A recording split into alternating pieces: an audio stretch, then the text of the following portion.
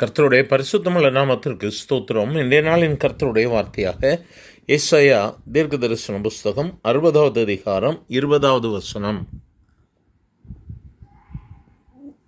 உன் சூரியன் இனி அஸ்தமிப்பதும் இல்லை, உன் சந்திரன் மறைவதும் இல்லை.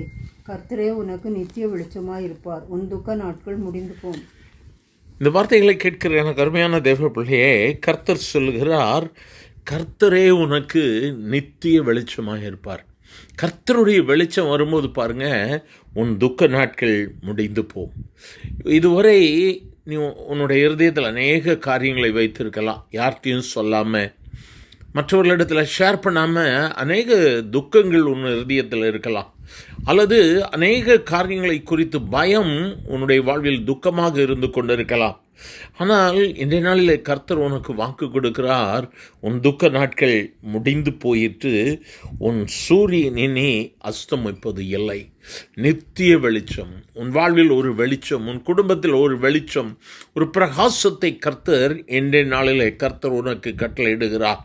இந்த வார்த்தைகளை கேட்டுக்கொண்டிருக்கிற தெய்வ பிள்ளையை, கர்த்தருடைய பிரசன்னத்தை அதிகமாக இந்த வேளையில் நீங்கள் உணர்ந்து கொள்ளுங்க. ஆண்டவருடைய மகிமையை உணர்ந்து கொள்ளுங்க. அவர் நம்மோடு கூட இடைப்பட்டு கொண்டிருக்கிறார், நம்மோடு கூட பேசி கொண்டிருக்கிறார். அவர் உனக்கு நித்திய வெளிச்சமாக இருப்பார். உன் துக்க நாட்கள் முடிந்து போயிற்று.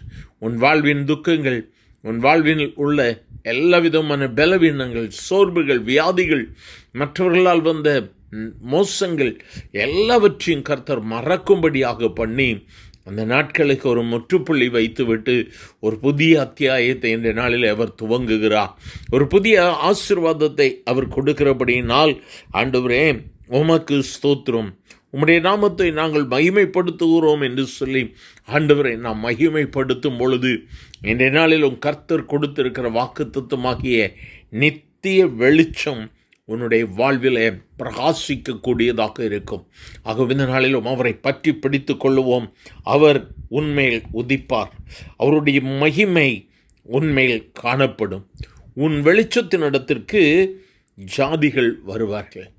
கர்த்தர் உன்னோடு கூட இருக்கிறார் என்பதை அநேகர் கண்டு கொள்ளுவார்கள். கர்த்தருடைய மகிமை, பிரசன்னம் உன்னோடு கூட இருப்பதை கண்டு அநேகர் உன்னிடத்தில் வந்து மனம் பொருந்துவார்கள். தெய்வ பிள்ளையே, உன்னை ஆண்டவருக்கு ஒப்பு கொடுப்பாயா? ஆண்டவருடைய சமூகத்தில் கேட்பாயா? ஆண்டவரே, நீங்கள் என்னுடைய வாழ்வில் நித்திய வெளிச்சமாக இருங்கப்பா, 7 பகல் வெளிச்சத்தை எனக்கு கட்டளையிடுங்க. கேட்கலாமா? எங்கள் அன்பின் ஆண்டவரே, ஆசீர்வதிக்கப்பட்ட இந்த காலை வேளைக்காக நன்றியப்பா. உம்முடைய சமூகத்தில் வேண்டி விரும்பி கேட்டுக்கொண்டிருக்கிற உம்முடைய பிள்ளைகள் ஒவ்வொருவர் மேலும் உம்முடைய கரம் இறங்கி கொண்டிருக்கிற தெய்வர் கை ஸ்தோத்திரம். கேட்கிற ஒவ்வொருவருக்கும் துக்க நாட்கள் முடிந்து போயிற்று. கர்த்தரை நித்திய வெளிச்சமாக இருக்க போகிறேன்.